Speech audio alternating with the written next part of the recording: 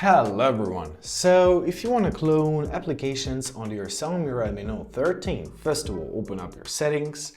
Now you're gonna scroll down to your apps section. Here it is. Now in your apps, find your dual apps mode. In your dual apps, press create. Now choose an application which you want to copy, for example Spotify. Press turn on.